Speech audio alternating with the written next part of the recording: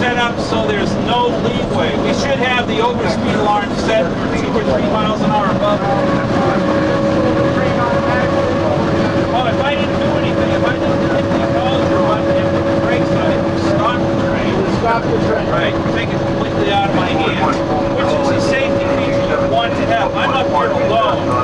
I also have this thing up here is called a vapor alerter. Call it vapor alerter because it's made by the vapor company, not because it alerts me to vapors. Every 45 seconds when the brake is released, 40 to 45 seconds, I'll get first a flashing visible alarm, and after 6 seconds I'll get an audible alarm. I have a button here I push to reset the alarm. If I don't push this button, the alarm is going to stop the train and bring the engine down to idle without me touching anything. So there's a lot of fail-safe.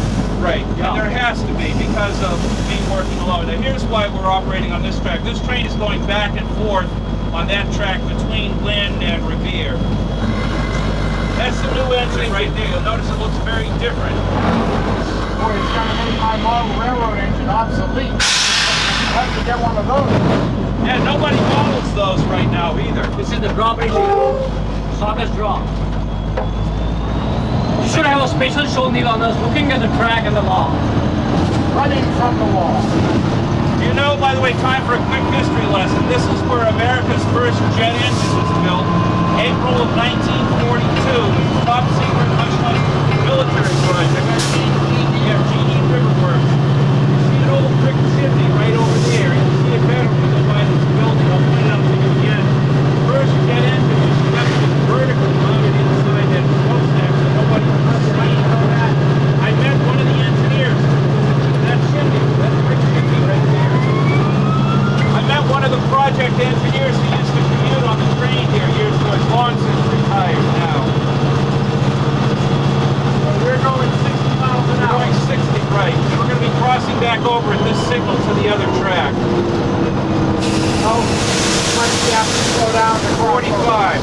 The speed, the maximum speed for this particular switch is 45. These are 40, but the ones back there were 10.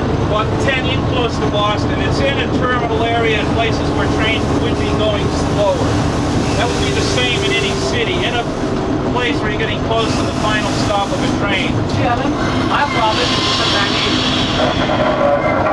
If I get a complaint, I have no way of tracking it down.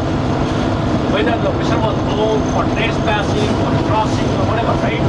How do I monitor it, that law? That's the problem I have, you know? Right, right. Well, that's part of the problem of the law to begin with. Right. You can't do that. It's like we occasionally pass laws in which there's no possibility of effectively monitoring or enforcing that law.